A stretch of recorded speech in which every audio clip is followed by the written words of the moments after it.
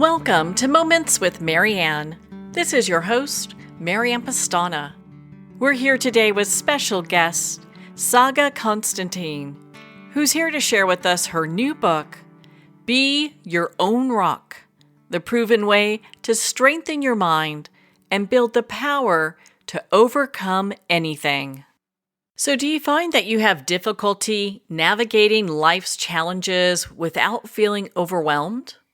Well, today's guest is going to share with us how to overcome just that.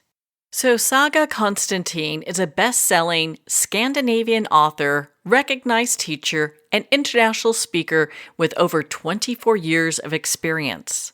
She's authored 8 books, both fiction and nonfiction, that elegantly blend captivating storytelling with inspirational insights.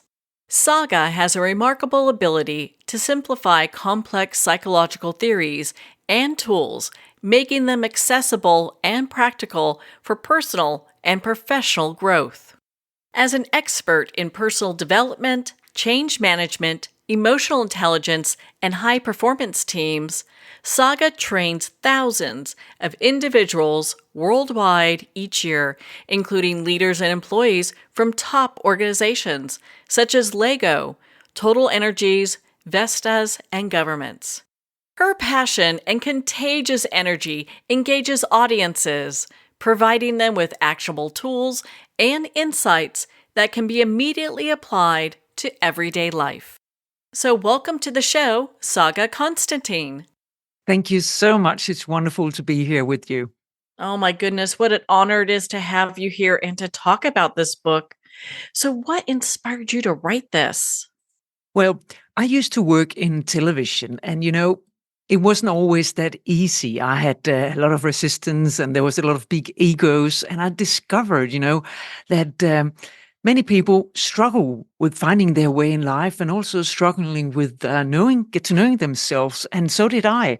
And after all these years of working with people, working in companies, I thought, what would be the best book that I could have read when I was younger? And that inspired me to write this book, because I want other people to discover what I've seen in the way the human psychology works, and how we can change behaviors easily, and how we can work with ourselves in a much more profound and easy way. Well, you touched on something that I would like for us to dive into, and that is change. My goodness, we all go through change, but how difficult is it for people to take that change and be able to embrace it or kind of learn from it? It's very hard.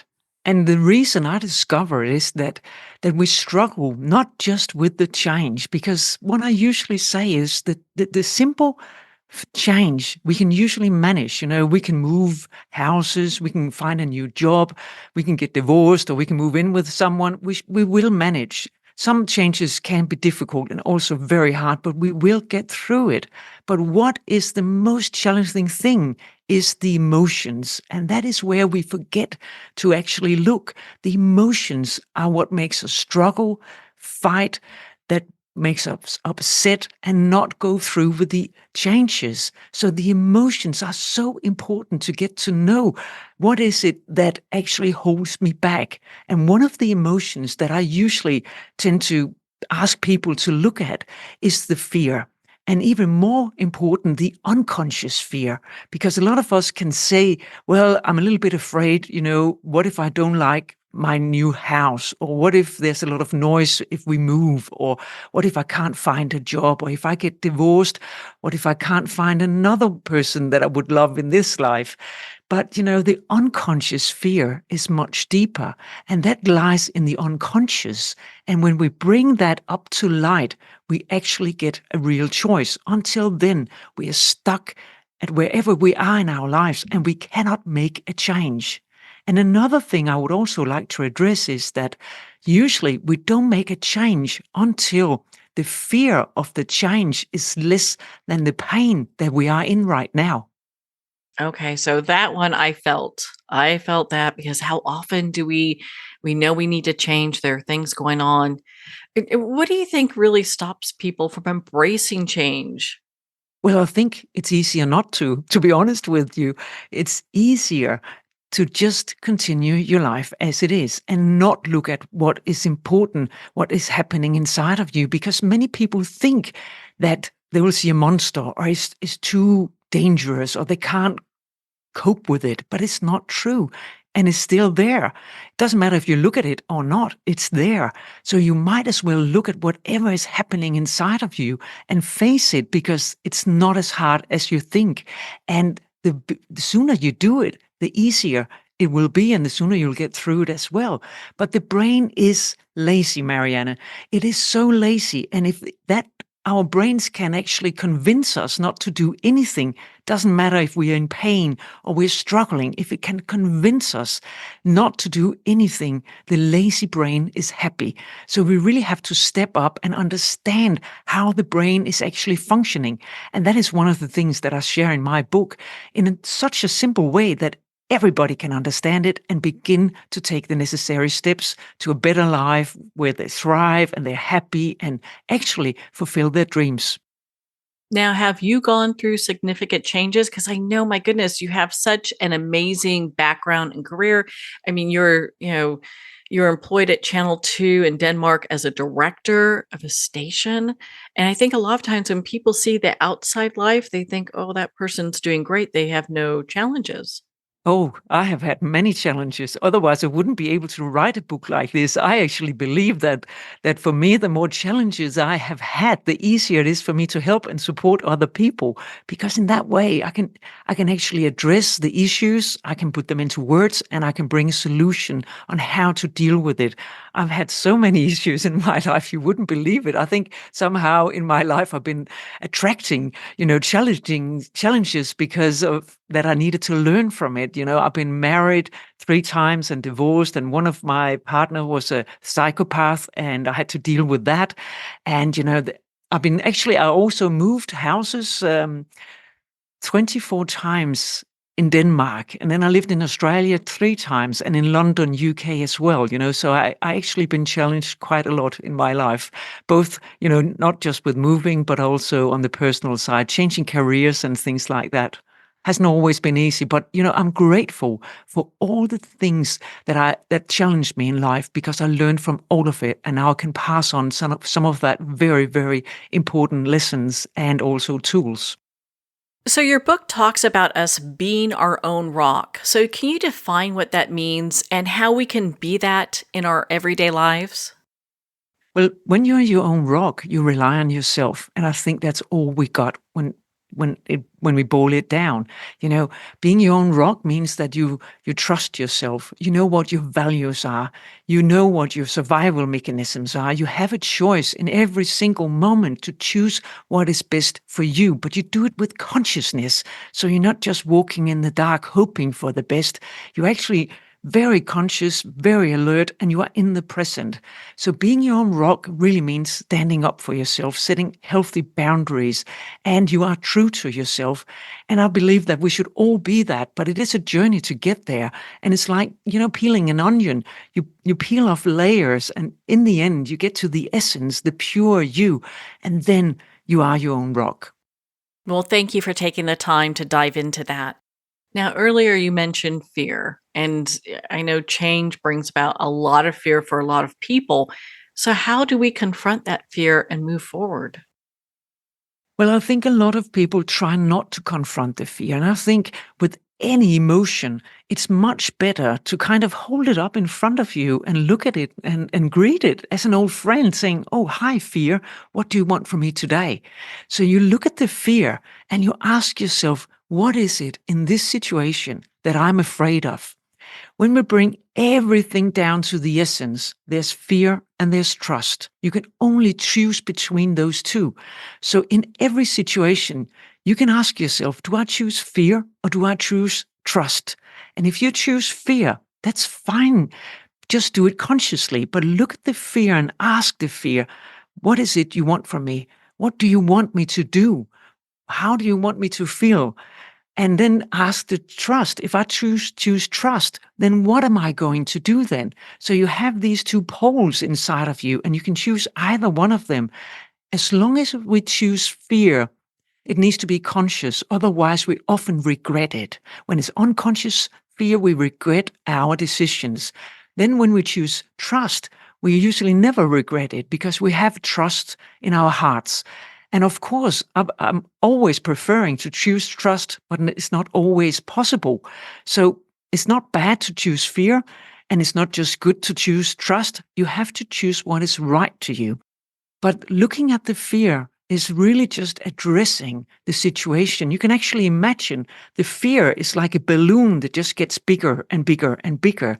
And when you look at the fear, it's like putting a needle in the balloon and it just blows up and disappears, because fear can only be there when you don't address it. So really bring it down to something really basic. What is it exactly you are afraid of? The other day I went to have a talk at a company, and we talked about presenting to a big audience. And one of the participants said to me, "I'm afraid of presenting to a big audience." And she said, "Well, actually, I'm just afraid to stand up. Doesn't matter if it's a meeting or whatever." And I said, "Are you sure you're afraid of that? Let's just look into it." And we just boiled it down to see exactly where was her fear. Was it presenting? Was it exactly presenting to a huge crowd, a smaller crowd? Somebody she knew, somebody she didn't know. So boiling it down to be more specific, that's how you deal with fear. My goodness, that can be so empowering, getting to that root cause. And it's interesting because, and you talked about earlier your past experiences, a lot of times we can't take people someplace we've never been. So you have definitely been to places where you can walk people through that so they can discover where their own fear is. Yes, and I think for me that's such a privilege, and I like to do it in a way that is really hands-on and also easy, because if we do make things too hard, people give up. So we always have to make it easy and attractive to make these changes, because if it's not, we just fall back on the old routine. We fall back on the old strategies, on the old habits. So making it easy is very important, and making it attractive. So I'm very happy if people can use some of my advice and use the book as well. It's full of exercises, and also it's full of great tools that, as I said, I would have loved to have had when I was 20, 30, 40 years old. I'm not that age anymore. Well, on that note, we're going to pause here for a quick break. We've been speaking with Saga Constantin in regards to her new book, Be Your Own Rock: The Proven Way to Strengthen Your Mind and Build the Power to Overcome Anything. You've been listening to Moments with Marianne. We'll be right back after these messages from our sponsors. Are you an author, speaker, or expert who is looking for more publicity? Visit radioguestlist.com and sign up for free interview requests from shows looking for guests. Radio Guest List is the #1 free booking resource for radio, podcasts, and TV talk shows who are looking for experts like you right now. Visit radioguestlist.com and sign up today to get the visibility you deserve. There comes a moment when you realize you're somewhere special. When you discover that each beautiful creature that you see has been rescued from a life of absolute horror and brought to this incredibly free place. Here's where their lives were forever changed, and where yours will as well. Discover over 500 tigers, bears, and lions at the brand new visitor center at the Wild Animal Sanctuary just outside Denver. For more information, visit wildanimalsanctuary.org. Discover true freedom at the Wild Animal Sanctuary. It's one thing to become attached to your perfect home, but what do you do when that home becomes attached to you? A family in dire need of a fresh start, a mysterious house tied to the past. Buried deep within the foundation of the old Far Hill Manor lies a centuries-old secret. Dark forces or something stronger just waiting to be discovered. Caretaker, a supernatural thriller by breakout authors R.J. Halpert. Internationally recognized and award-winning author Judy Goodman works and teaches outside the box of limited thinking. Working with people from every walk of life, her goal is to empower you to be the best you can be, no matter what the challenge is. Born with the gift of seeing beyond our normal vision, she has an extraordinary gift of working with every challenge. Teaching beyond conventional wisdom, her work is described as life-changing. Visit judygoodman.com. That's judygoodman.com.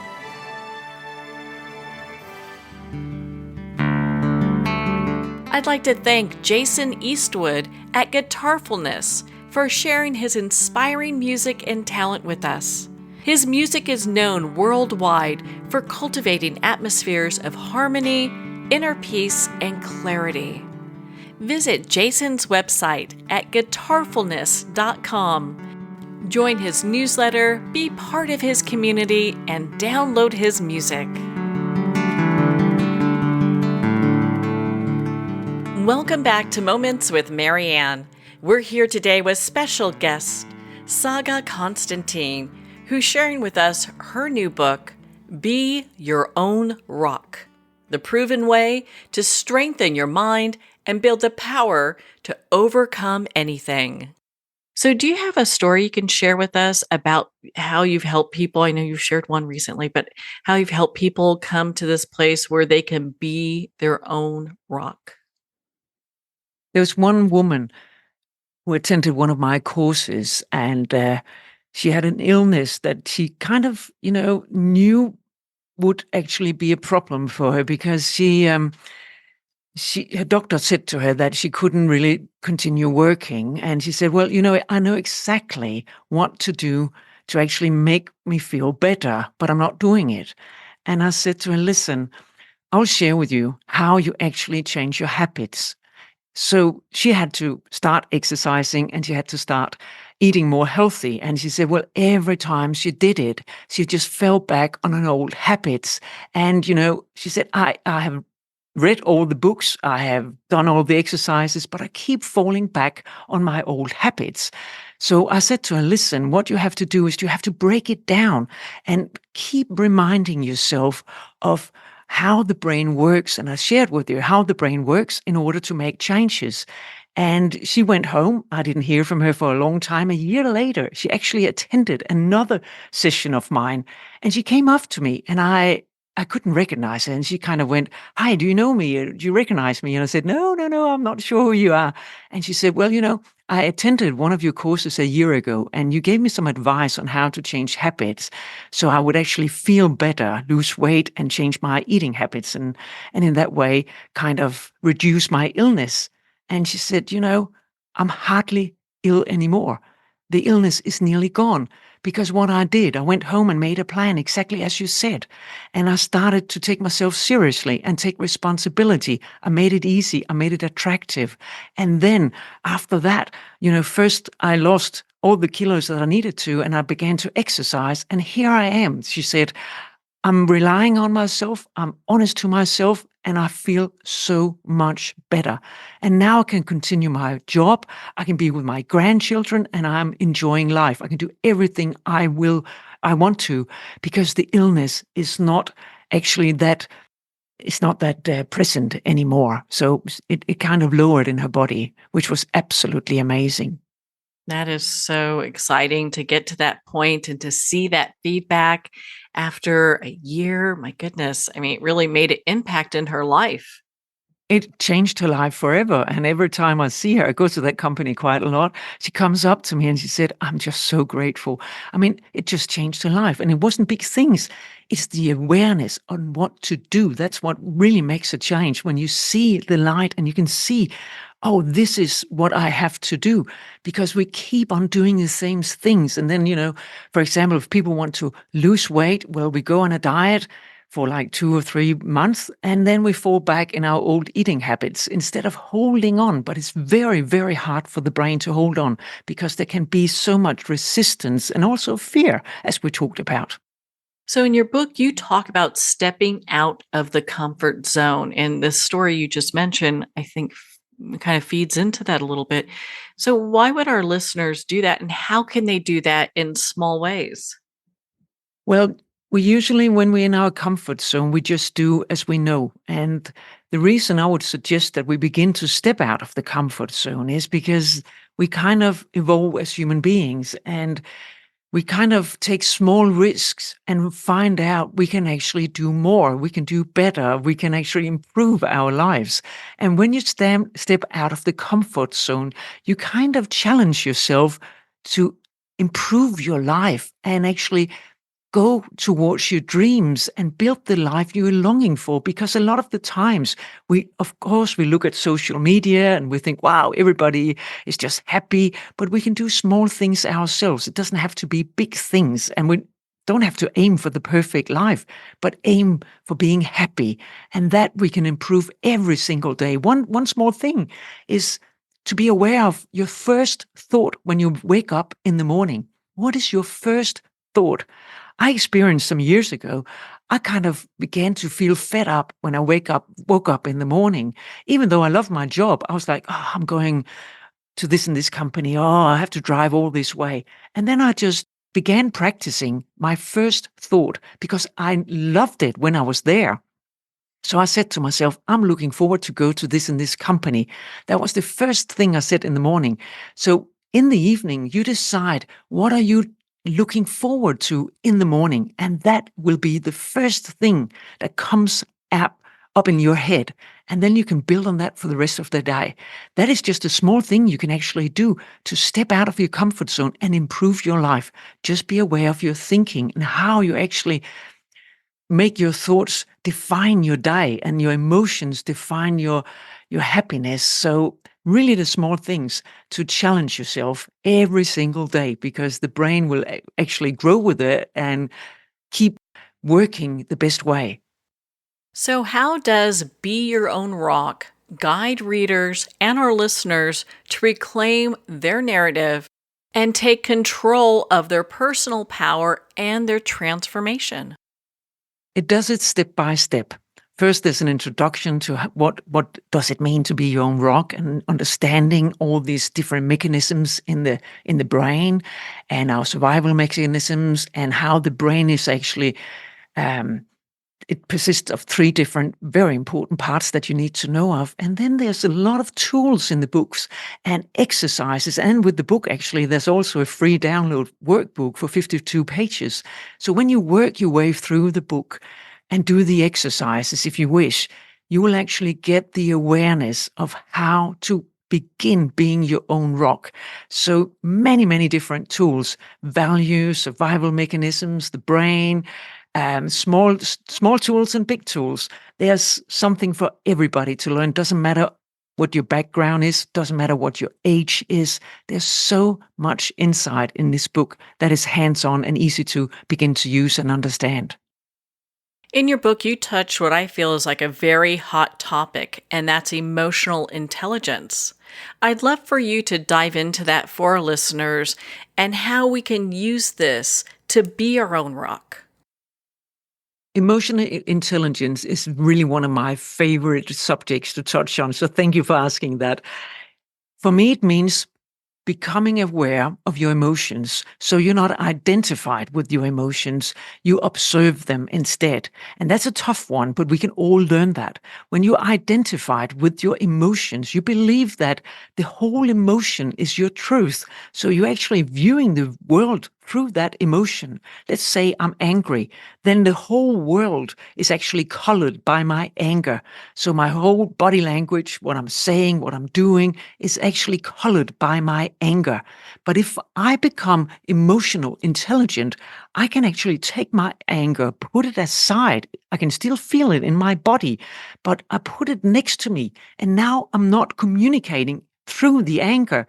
I'm just having the anger sitting next to me, so I can actually tell you, I feel anger now, or I am really angry, but I don't have to push the anger towards you. We can be neutral together, but the anger is still inside me, and I can still look at it. I can still transform the anger, but it's my responsibility.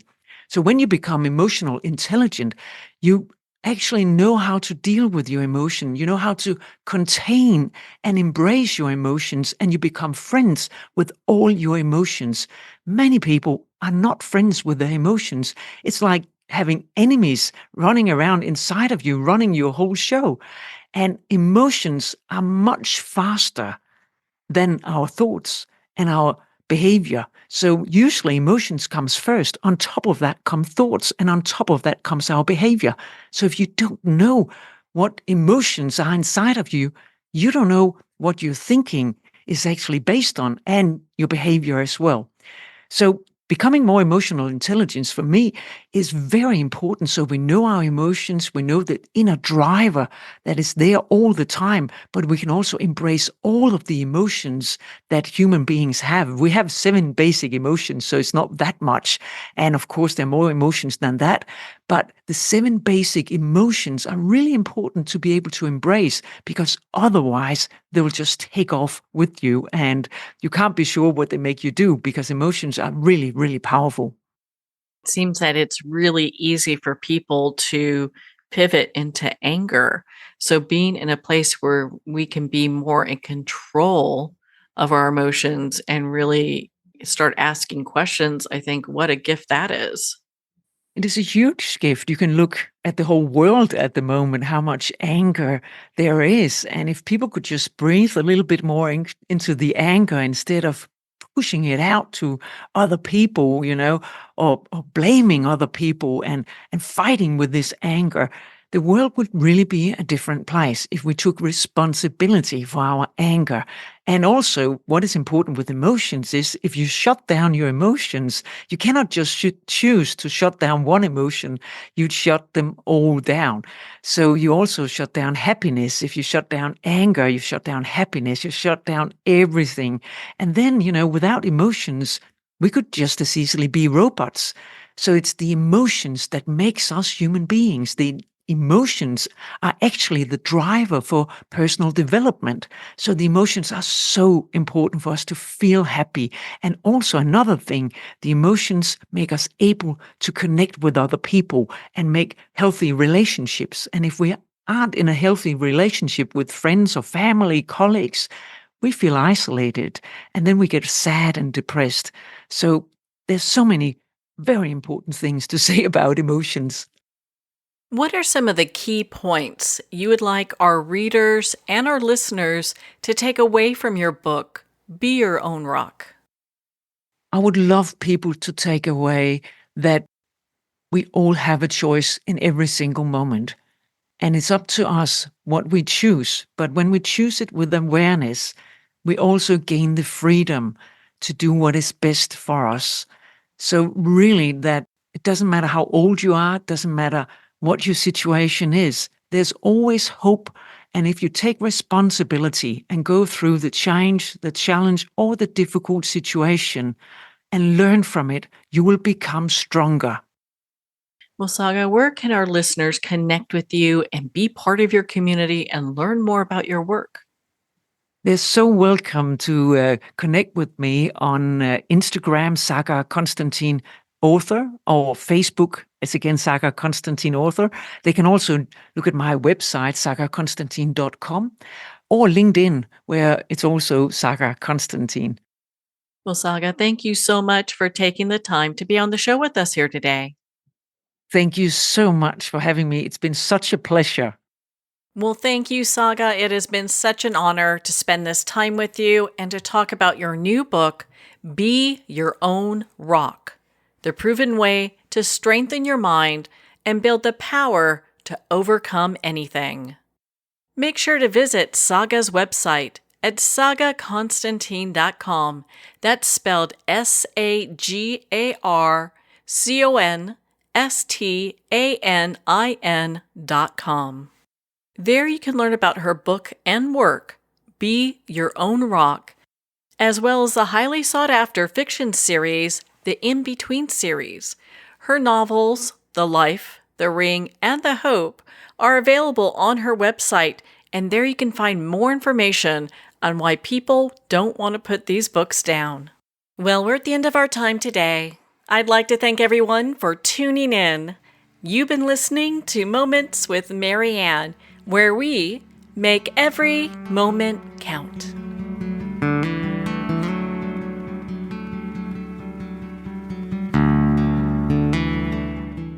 In a single moment, your life can change. Moments with Mary Ann is a transformative hour that covers an endless array of topics with the best of the best. Her guests are leaders in their fields, ranging from inspirational authors, top industry leaders, and business and spiritual entrepreneurs. Each guest is gifted and a true visionary. A recognized leader in her own work, and while teaching others to develop, refocus, and grow, Marianne will bring the best guest and sometimes a special surprise. Don't miss this. You never know just which moment will change your life forever. Make sure to tune in and visit momentswithmarianne.com for more information.